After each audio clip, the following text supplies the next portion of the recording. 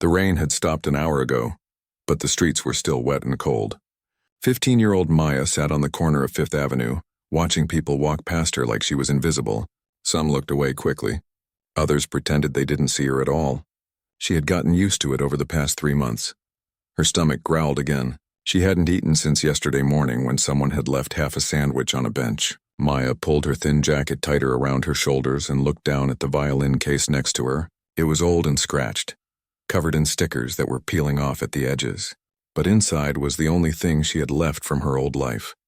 The smell of fresh bread drifted down the street from somewhere nearby. Maya's mouth watered.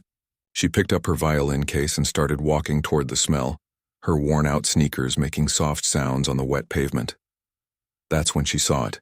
Through the large glass windows of the Grand View Cafe, she could see dozens of people dressed in fancy clothes, women in expensive dresses and sparkling jewelry, men in suits that probably cost more than her family used to make in a month. They were all laughing, holding wine glasses, eating food from silver trays that waiters carried around. A sign outside said, "Charity fundraiser tonight, supporting local arts." Maya almost laughed at the irony. Here she was, a real person who needed help, standing outside while rich people celebrated helping people like her. But then she noticed something else. In the corner of the cafe, there was a small stage with a beautiful grand piano. Some chairs were set up around it and a microphone stood waiting. They were going to have music tonight. An idea started forming in Maya's mind. It was crazy. They would probably throw her out immediately. But she was so hungry, and she was tired of being invisible. Her fingers touched the violin case. Her father's voice echoed in her memory. "Music is the universal language. Maya, it speaks when words fail." Before she could change her mind, Maya pushed open the heavy glass door. The warm air hit her first, carrying the smell of expensive perfume and food. Then came the silence. Conversations stopped mid-sentence. Heads turned. Eyes stared. Maya knew how she must look. Her jeans were dirty and torn at the knees. Her jacket had a rip in the sleeve. Her hair hadn't been properly washed in days. She didn't belong here, and everyone knew it. A woman in a pearl necklace wrinkled her nose and whispered something to her friend. A man in a gray suit took a step back as if poverty might be contagious. Maya's cheeks burned with embarrassment, but she kept walking toward the front of the room. A tall woman with perfectly styled silver hair was standing near the stage, checking something on her clipboard. She looked up and her eyes widened when she saw Maya approaching. "Excuse me, young lady," the woman said, her voice sharp. "This is a private event. You can't be here." Maya's voice came out smaller than she wanted it to. "Please, ma'am. I saw the stage. I was wondering, can I play for a piece of bread?" For a moment, nobody moved. Then someone in the crowd laughed. It wasn't a kind laugh. Soon others joined in. The sound filled the room, echoing off the walls, making Maya feel smaller and smaller. "Play? You?" A man in an expensive suit shook his head. "This is ridiculous. Someone call security." "Look at her," the woman with pearls said loudly. "She probably doesn't even know how to hold an instrument." Maya's hands tightened on her violin case. She wanted to run. She wanted to disappear. But something made her stand her ground. Maybe it was hunger. Maybe it was pride. Or maybe it was her father's voice in her head, telling her that she had a gift. That music mattered. The silver-haired woman, whose name tag read Patricia Richardson, event coordinator, studied Maya with a frown. She should say no. She should ask security to escort this girl out. That's what everyone expected her to do. But something made her pause. Maybe it was the way Maya stood there, embarrassed but not defeated. Maybe it was the careful way she held that old violin case like it contained something precious. Or maybe Patricia saw something of herself in those eyes, a flash of determination that reminded her of her own daughter at that age. "One song," Patricia heard herself say. The words surprised her as much as everyone else. "You play one song and then you leave." "Understood?" The room erupted in protest. "You can't be serious." "This is completely inappropriate. I'm calling Robert about this." Patricia held up her hand for silence. "It's my event and we're supposedly here to support the arts. Let's see what she's got. If nothing else, it'll be a memorable story." Maya couldn't believe it. She nodded quickly before the woman could change her mind. "Thank you." "Thank you so much." Her hands shook as she knelt down and opened her violin case. The laughter in the room got louder when people saw the instrument inside. It was old and beaten up, The wood was scratched and faded. One of the strings looked like it might snap at any moment. Clearly, this was going to be a disaster. This should be entertaining, someone muttered. Poor thing probably found that in a dumpster. Another voice said, I give her 30 seconds. Before she gives up, Maya heard every word. But she tried to block them out. She lifted the violin carefully, the way her father had taught her. She checked the tuning as best she could, though the strings were old and the sound wasn't perfect. Then she raised the bow. Her hand trembled, not just from nerves but from hunger. She hadn't held her violin in over a week. What if she couldn't do it? What if she had forgotten? What if they were right to laugh at her? But then she closed her eyes and thought about her father. She remembered sitting in their small living room, learning this piece note by note. She remembered his patient voice encouraging her. She remembered the way music had filled their home with something beautiful, even when everything else was falling apart. Maya took a deep breath. She placed the bow on the strings, and she began to play.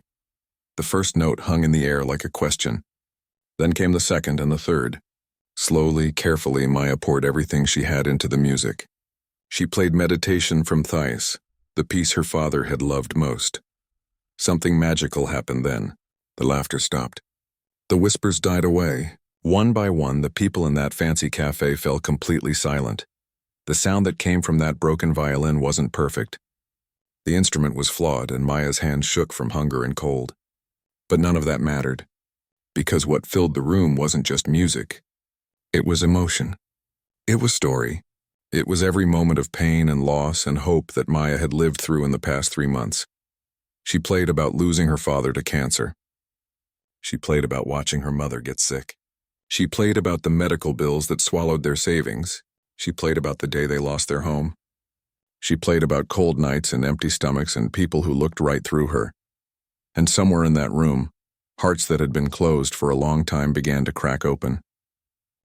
Maya kept her eyes closed as she played. She didn't want to see their faces. She didn't want to see the judgment or the pity or whatever else might be there. Right now, it was just her and the violin and the music that had been trapped inside her for so long. Her fingers moved across the strings, finding notes she thought she had forgotten. The bow glided and danced, sometimes smooth, sometimes rough, but always honest. Every scratch in the wood of her violin, every imperfection in the sound, somehow made the music more real. In the audience, a woman named Patricia Richardson stood frozen with her clipboard hanging forgotten at her side. She had expected noise, maybe a few basic notes, something that would quickly prove everyone right so they could all move on with their evening. But this was something else entirely. A man in his 60s stood near the back of the room, a wine glass held halfway to his lips. His name was David Chen, and he had spent 40 years of his life around music. He was a conductor with the National Symphony Orchestra, one of the most respected in the country. His wife had dragged him to this fundraiser, and he had been counting the minutes until he could leave, but now he couldn't move. His trained ear caught every note, every phrase, every breath between passages. The technique wasn't polished. The instrument was barely holding together. But the musicality, the raw emotional power, that couldn't be taught. That came from somewhere deeper. A tear rolled down the cheek of a woman in a blue dress. She quickly wiped it away, embarrassed. She had come here tonight to see and be seen, to network, to show off her new diamond bracelet. She hadn't come here to feel anything. But Maya's music had found a crack in her carefully constructed armor. The piece built toward its climax, and Maya's whole body swayed with the music. Her thin shoulders moved with each stroke of the bow. Despite her hunger and exhaustion, she poured everything she had into these notes. This wasn't just playing. This was survival. This was proof that she still existed, that she still mattered. When the final note faded into silence, Maya slowly lowered her violin. She opened her eyes, almost afraid of what she would see. The room was completely still. Nobody moved. Nobody spoke. For a long, terrible moment, Maya thought she had failed. Maybe it had been worse than she thought. Maybe they were all too shocked by how bad it was to even react. Then Patricia Richardson started clapping. Slowly at first, her hands coming together with deliberate force. Then faster. Others joined in. The man in the gray suit who had wanted to call security. The woman with the pearls who had laughed. One by one, they began to applaud. The sound grew and grew until it filled the entire cafe. Some people were wiping their eyes. Others were shaking their heads in disbelief. A few younger guests had pulled out their phones and were frantically typing, probably posting about what they had just witnessed. Maya stood there, overwhelmed, holding her violin like a shield. She didn't know what to do. Nobody had prepared her for this. David Chen was the first to move. He set down his wine glass and walked through the crowd toward the stage. His wife called after him, but he didn't hear her. His mind was racing with possibilities, with questions, with recognition of something extraordinary. He stopped a few feet from Maya. Up close, he could see how young she was. How thin, the dark circles under her eyes, the way her hands trembled, and not just from performing. "Where did you learn to play like that?" he asked, his voice gentle but urgent. Maya's voice was barely a whisper. "My father taught me. Your father must be an exceptional teacher. Is he here? I'd like to speak with him." The violin suddenly felt heavy in Maya's hands. "He died 8 months ago." The words hung in the air between them. David's expression softened. "I'm sorry. What about your mother?" Maya looked down at her worn-out sneakers. "She got sick after Dad died. The medical bills. We lost our apartment 3 months ago. She's in a county care facility now. They give her basic treatment, but I can't stay there. I had to leave." "And you've been on the streets since then?" Patricia had joined them now, her earlier sharpness completely gone. Maya nodded. "I tried to stay with friends, but their parents couldn't afford another mouth to feed. I tried shelters, but they're always full. I tried to get a job, but nobody wants to hire a 15-year-old with no address and no phone number." "What about school?" Patricia asked. "I stopped going. I couldn't keep clean enough. Kids made fun of me. Teachers asked questions I couldn't answer. It was easier to just disappear." The crowd had pushed closer now, everyone wanting to hear this conversation. Some looked genuinely concerned. Others had that uncomfortable expression people get when confronted with real poverty. The kind that makes them want to help, but also want to look away. A woman in the crowd suddenly spoke up. "How do we know this isn't some kind of scam? Street kids have all sorts of tricks." Maya's face flushed red with shame.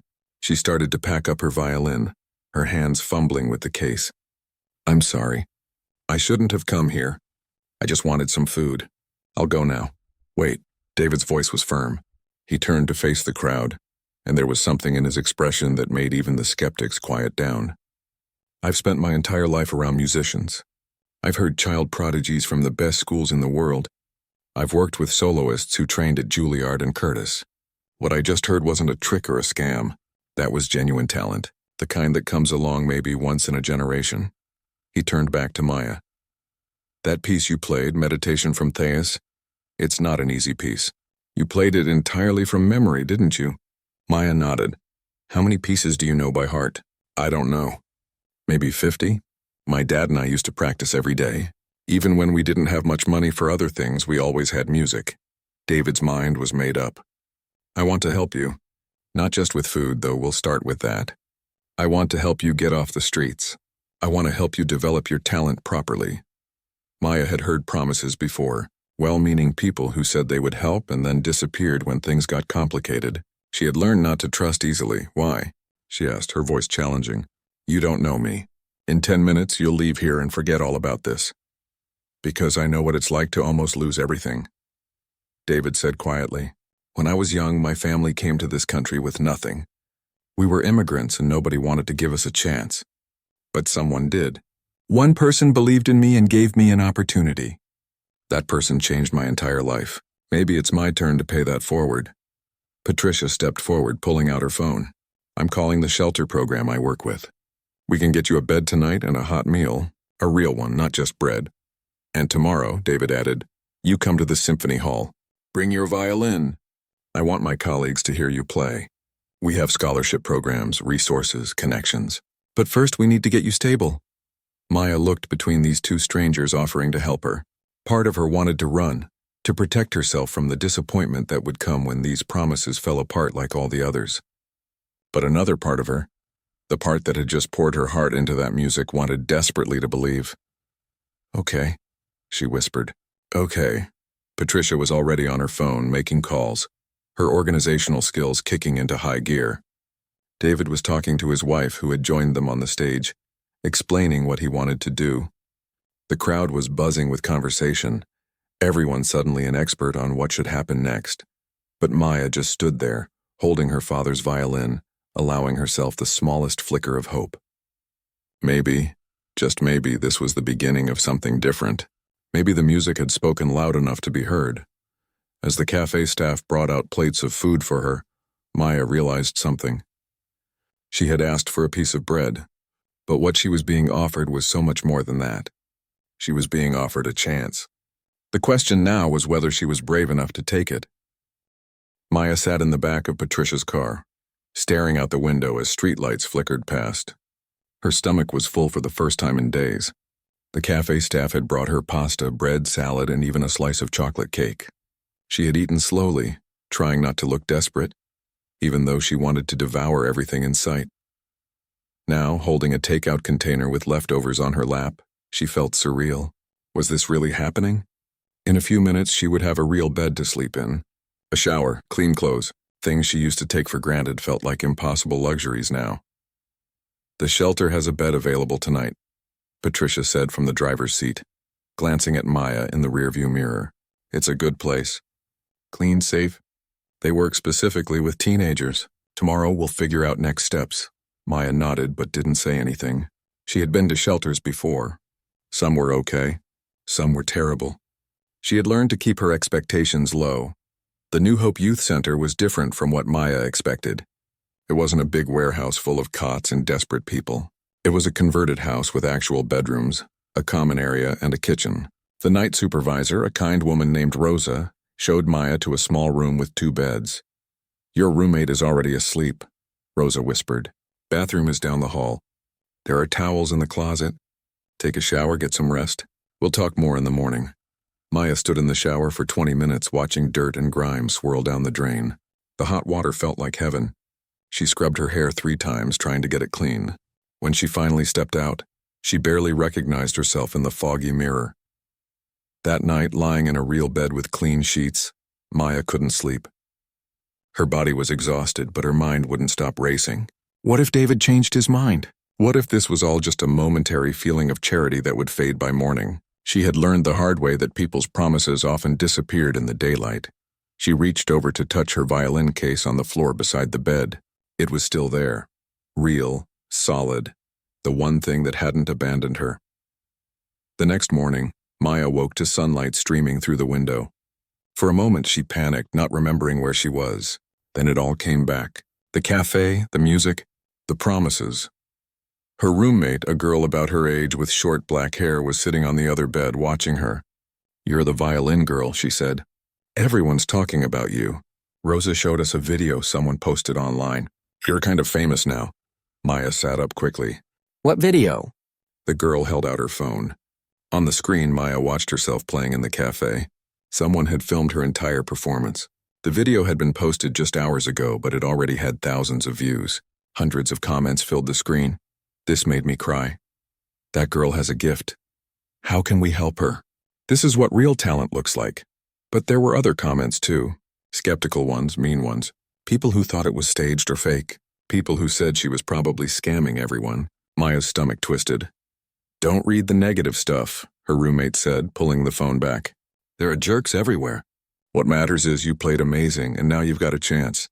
David showed up at 10 o'clock just like he promised. Maya was surprised. She had half expected him not to come. He brought his wife, Linda, who was warm and practical in a way that reminded Maya of her own mother. They also brought clothes, shoes that actually fit, and a bag with toiletries. We have 3 daughters, Linda explained, seeing Maya's overwhelmed expression. They've all outgrown these things. Please take whatever you need. David drove them to the Symphony Hall, a beautiful building downtown that Maya had passed 100 times but never been inside. The lobby had high ceilings, marble floors, and photos of famous musicians on the walls. I've arranged for you to play for a few people, David said as they walked through empty corridors. Nothing formal. Just a chance for them to hear you. These are people who can help, who have connections to scholarship programs and music schools. Maya's hands started shaking.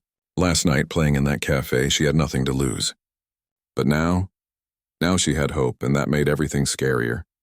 What if she couldn't do it again? What if last night was just luck? They entered a small rehearsal room where 4 people were waiting. David introduced them. There was Helen, who ran a youth music program. Thomas, who taught at the city's performing arts school. Jennifer, who worked with a foundation that provided instruments and lessons to underprivileged kids. And Victor, an old colleague of David's who had connections to summer music programs across the country. Maya took out her violin with trembling hands. The instrument looked even more beaten up in this fancy building, surrounded by cases that probably held violins worth thousands of dollars. "What would you like to play?" Helen asked gently. Maya thought for a moment. "Zardas by Monty," she said quietly. It was a piece her father had taught her, full of emotion and technical challenges. If she could play this well, they would know she was serious. She lifted the violin and began. This time she kept her eyes open, watching their faces. At first they were polite, encouraging. But as she moved through the piece, their expressions changed. Helen leaned forward. Thomas's mouth fell slightly open. Jennifer pulled out her phone to record. The music poured out of Maya like water from a broken dam. All the fear, all the hope, all the desperate need to prove herself. Her fingers flew across the strings. The bow moved so fast it was almost a blur. She hit the high notes that most students struggled with, making them sing clear and pure despite her imperfect instrument. When she finished, there was a moment of silence. Then Victor started laughing, not mockingly but with pure joy.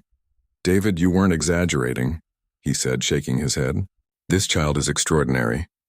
The next hour was a whirlwind of conversation. They asked Maya questions about her training, her knowledge of music theory, what pieces she knew. They made phone calls. They discussed options. Maya tried to follow along, but it was overwhelming. Finally, Helen held up her hand for quiet. "Here's what we can do immediately," she said, looking at Maya. "Our performing arts school has a scholarship program for exceptional students. I can fast-track your application. You'd need to catch up on your regular schoolwork too, but we have tutoring programs for that. I can provide a better instrument," Victor added. "Not permanently, but a loaner until we can arrange something better. That violin of yours has heart, but it's barely holding together. And I know a family." Patricia spoke up. She had been quiet until now, just watching. "The Johnsons. They're licensed foster parents. Their own kids are grown and gone. They've been asking about taking in an older teen. They live near the performing arts school." Maya's head was spinning. "Foster parents? But my mom—" "We can arrange for you to visit your mother regularly," Linda said softly. "You'll be close enough to see her on weekends. And being in a stable home, going to school, developing your talent, that's what she would want for you, isn't it?" Maya thought about her mother in that sterile care facility, her mind foggy from illness and medication. During her last visit, her mom had barely recognized her. But in a moment of clarity, she had gripped Maya's hand and whispered, "Don't give up your music. Don't let them take that from you." "Okay," Maya said, her voice breaking. "I'll try." But trying turned out to be harder than she expected. The Johnsons were nice people. Robert was a retired teacher, and his wife Karen had been a nurse. They gave Maya her own room, bought her school supplies, and drove her to her appointments. They were kind and patient, but Maya couldn't settle. The first night in their house, she had a panic attack. She woke up at 3 a.m, convinced someone was going to steal her violin. She found herself checking the locks on the doors and windows obsessively. At school, she sat in the back of her classes, avoiding eye contact. Other students whispered about her. Some had seen the video. Some knew she was that homeless girl. A few tried to be friendly, but Maya didn't know how to respond. She had forgotten how to be normal. The nightmares were the worst. She dreamed about being back on the streets, cold and hungry. She dreamed about losing her violin. She dreamed about her father and woke up crying. Some mornings, Karen would find her curled up in the corner of her room instead of in her bed, because the bed felt too soft, too unfamiliar. "Give it time," the counselor at school told her. "You've been through trauma. Healing doesn't happen overnight." But Maya didn't feel like she was healing. She felt like she was drowning in well-meaning help, suffocating under the weight of everyone's expectations. They all wanted her to be grateful, to be fixed, to be the success story that made them feel good about themselves. Only when she played her violin did any of it make sense. David came twice a week for lessons, and those hours were the only time Maya felt like herself. The music was honest. It didn't pretend everything was okay. It let her feel what she really felt. 3 weeks after moving in with the Johnsons, Maya ran away. She didn't plan it. She just walked out after dinner one night and kept walking.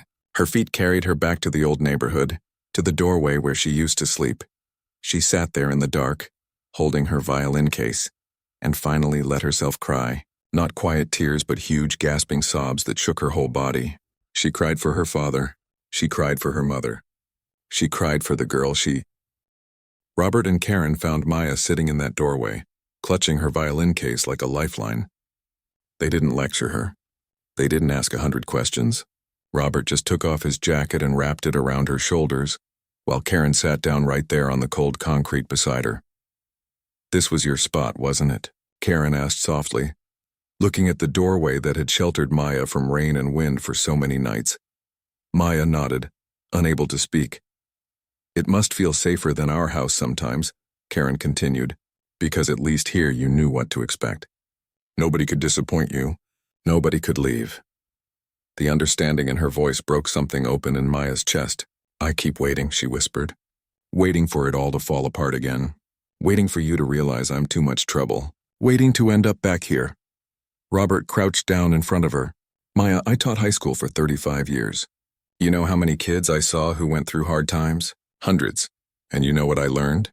The ones who had the hardest time accepting help were usually the ones who needed it most, because they'd been let down before. They'd learned that trusting people meant getting hurt." "So what changed?" Maya asked. "How did they get better?" "Slowly," Robert said. "One day at a time, with a lot of setbacks and mistakes. There's no magic switch that makes trauma go away. But you know what does help? Not going through it alone." They took her home that night and something was different. Maybe it was because Maya had shown them her broken parts and they hadn't run away, or maybe it was because she finally admitted she couldn't do this by herself. The next morning, Karen made an appointment with a therapist who specialized in trauma and teens. Her name was Dr. Patel, and she had kind eyes and an office that didn't feel clinical and cold. She had comfortable chairs, soft lighting, and a white noise machine that made the space feel private and safe.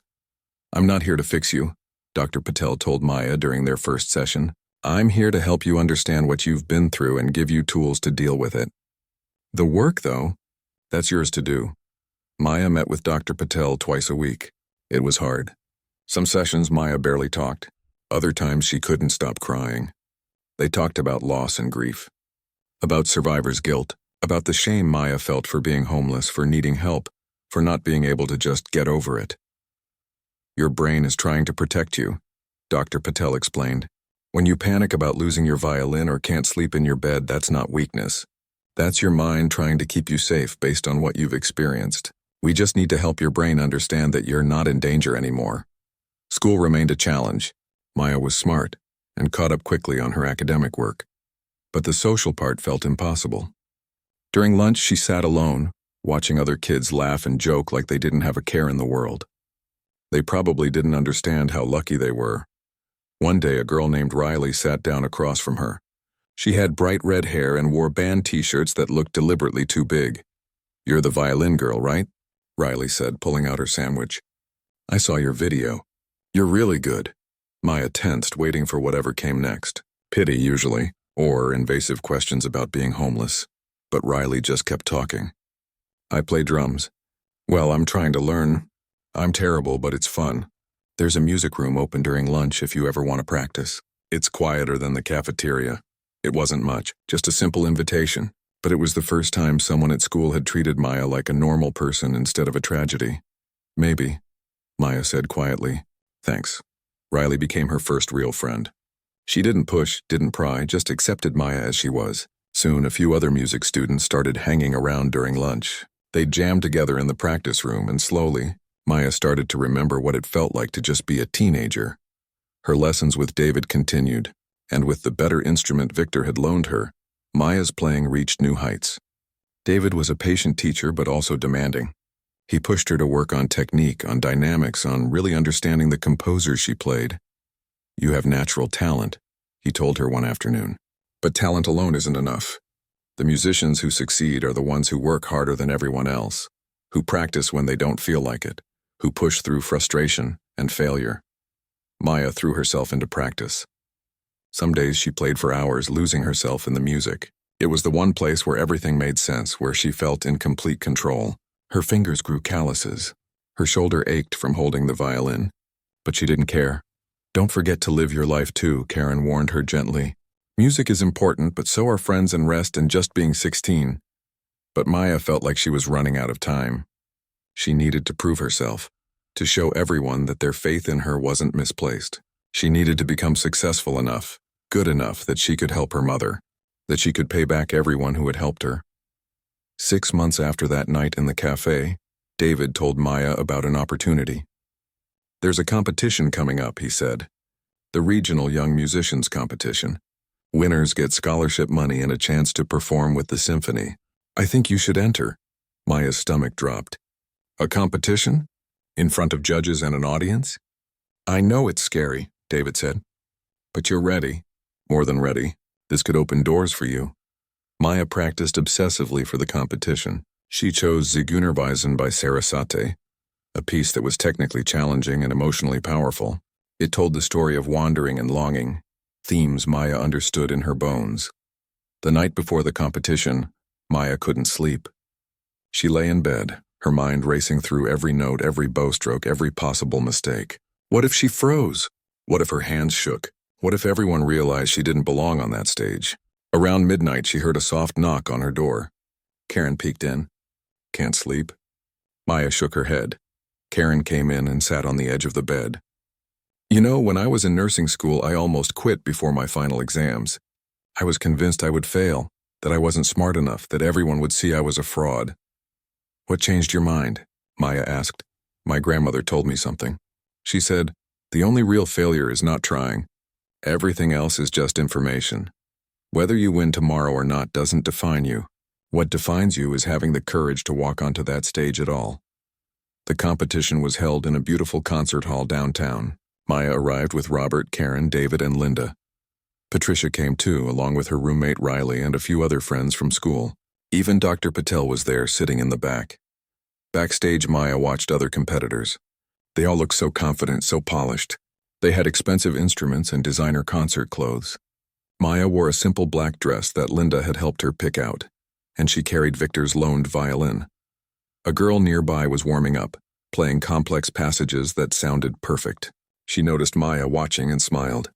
"First time competing?" Maya nodded. "Don't worry, the judges are pretty nice." "What are you playing?" "Zigeunerweisen." The girl's eyebrows went up. "That's ambitious. Good luck." When her name was called, Maya walked onto the stage on shaking legs. The lights were bright. The audience was a dark sea of faces. Her hands trembled as she raised her violin. Then she closed her eyes and remembered. She remembered her father teaching her this piece in their tiny living room. She remembered playing in that cafe doorway for spare change. She remembered the moment in Patricia's fundraiser when her music had made people stop and listen. She wasn't playing for the judges. She wasn't playing to win. She was playing for that scared girl in the doorway who thought she had nothing left.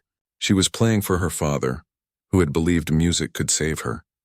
She was playing for everyone who had helped her when she had nowhere else to turn. The music poured out of her, wild and passionate and completely honest. She didn't play it perfectly. Her bow slipped once. She came in slightly early on one entrance. But she played it with everything she had, holding nothing back. When she finished, there was a heartbeat of silence. Then applause erupted. Maya opened her eyes, breathing hard, feeling like she had just run a marathon. She didn't win first place. She came in second. But as she stood on that stage accepting her medal, looking out at the people who had shown up for her, Maya realized something. She had already won something more important than a competition. She had won back her life. Not the old life, not the one she had before. That was gone forever. But a new life built on the ruins of the old one. A life where she had people who cared about her, where she had a future, where she had hope. After the awards ceremony, David pulled her aside. "There's something you should know," he said. "That performance was special. Really special. I've been talking to some people, and there's interest in having you perform with the symphony, not as a student." As a featured soloist, Maya stared at him. "You mean like a real concert?" "A real concert," David confirmed. "It would be a benefit performance raising money for homeless youth programs. We thought it would be fitting. You could tell your story. Show people what's possible when we invest in young people who need help. What do you think? Maya thought about that girl who had walked into a fancy cafe asking for bread. She thought about how terrified she had been, how certain that everyone would laugh at her. The weeks leading up to the benefit concert felt like a dream Maya was afraid to wake up from. She practiced 4 hours a day, working with David on every detail of her performance. But this concert was about more than just playing well. It was about telling her story. People need to see you, Patricia explained during one of their planning meetings, not just hear you play. They need to understand what you've been through and why programs for homeless youth matter. The thought terrified Maya. Playing music was one thing. Standing in front of hundreds of people and talking about sleeping in doorways, about being hungry, about losing everything, that was something else entirely. I don't know if I can do that, Maya admitted to Dr. Patel during their session. What if I break down? What if I can't get the words out? Then you break down, Dr. Patel said simply. There's no shame in showing emotion, Maya. Your story is powerful because it's real. If you cry, if your voice shakes, that doesn't make you weak. It makes you human. Maya decided to visit her mother before the concert. She hadn't seen her in 3 weeks, caught up in school and practice. The county care facility was depressing, with its fluorescent lights and smell of disinfectant that couldn't quite cover other odors. Her mother was sitting in the common room, staring at a television she didn't seem to be watching. She looked older than her 42 years, her hair now mostly gray, her face tired and distant. Mom, Maya sat down beside her. It's me. It's Maya. Her mother turned slowly, and for a moment Maya saw no recognition in her eyes. Then something clicked. Maya, my baby? Yes, Mom, I'm here. Maya took her mother's thin hand. I have something to tell you. I'm playing a concert. A real concert with the symphony orchestra. Her mother's eyes filled with tears. Your father would be so proud. He always said you were special. He always said your music would take you places. I miss him, Mom, every day. Me too, baby. Me too. Her mother squeezed her hand with surprising strength. Are you okay? Are you safe? They told me you found a place to stay, but I worry. I'm safe, Maya assured her. I'm living with good people. I'm going to school. I'm playing music again. Dad's violin is with me. I take care of it. Her mother smiled, a real smile that broke through the fog of her illness. Then everything is going to be all right. You keep playing, Maya. You keep making that beautiful music. That's your gift. Don't ever let anyone take it from you. Those words stayed with Maya in the days before the concert. When doubt crept in, when fear tried to take over, she remembered her mother's smile and her father's belief in her. The night of the concert arrived.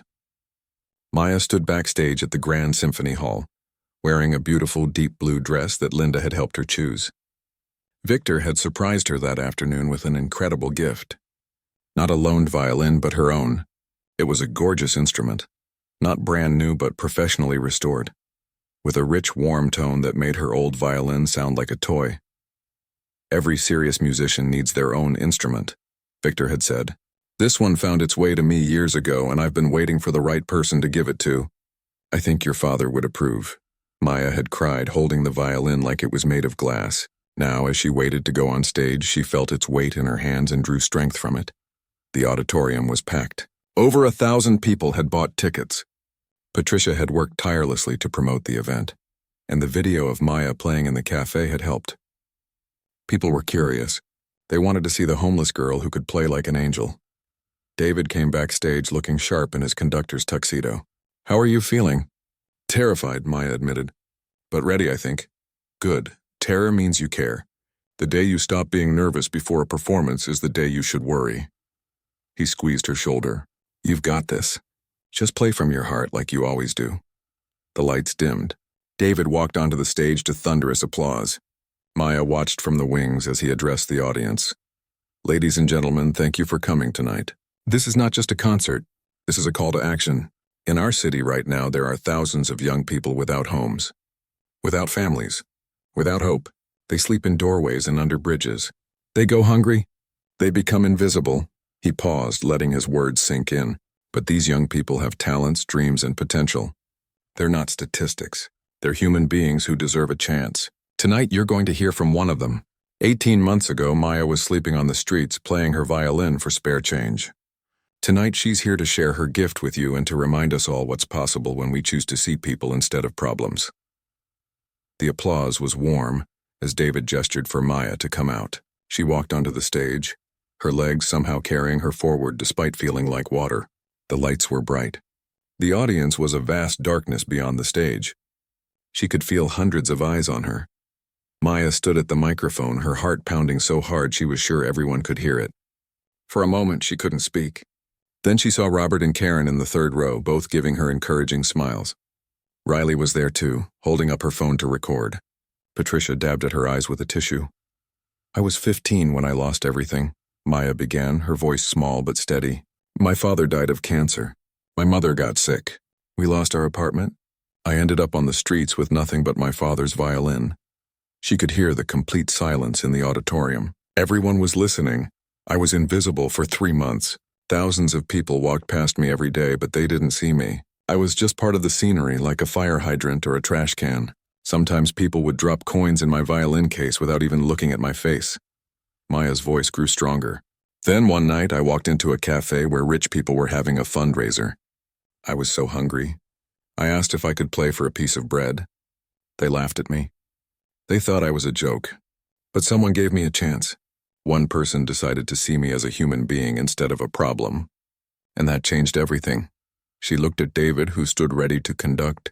"Tonight, I'm not playing just for myself. I'm playing for every kid who's sleeping outside right now. For every young person who's been told they don't matter. For everyone who's ever felt invisible." Maya lifted her violin. "This is for you. And this is for my father, who taught me that music is the universal language. That it speaks when words fail." She nodded to David and the orchestra began. Maya closed her eyes and started to play. She had chosen Meditation from Thais, the same piece she had played in the cafe that night. But this time she played it differently. This time she wasn't desperate and hungry. She was strong. She was healing. She was proving that transformation was possible. The music filled the hall, rising and falling like waves. Maya poured everything into it. All her pain and loss, all her fear and hope, all the love she had for the people who had helped her and the father she would never see again. When she reached the climax of the piece, Maya felt something shift inside her. The last piece of the wall she had built around her heart finally crumbled. She wasn't just surviving anymore. She was living. She was thriving. She was exactly where she was meant to be. The final note hung in the air for a long moment. Then the audience erupted. People stood applauding, some openly crying. The ovation went on, and Maya stood there overwhelmed, letting it wash over her. David came to her side. "Take a bow," he whispered. "You've earned it." After the concert, there was a reception. People crowded around Maya, wanting to talk to her, to congratulate her, to tell her how moved they were. Several donors approached Patricia with checks, wanting to support the new program for homeless youth that would provide music education and instruments. One woman, dressed elegantly in black, waited until the crowd thinned before approaching. "I was there that night," she said. "At the cafe. I was one of the people who laughed at you." Maya recognized her, the woman with the pearl necklace who had wrinkled her nose. "I'm so ashamed of how I acted," the woman continued. "I judged you without knowing anything about you. I almost missed something extraordinary because I couldn't see past appearances." She handed Maya an envelope. "This is for the youth program.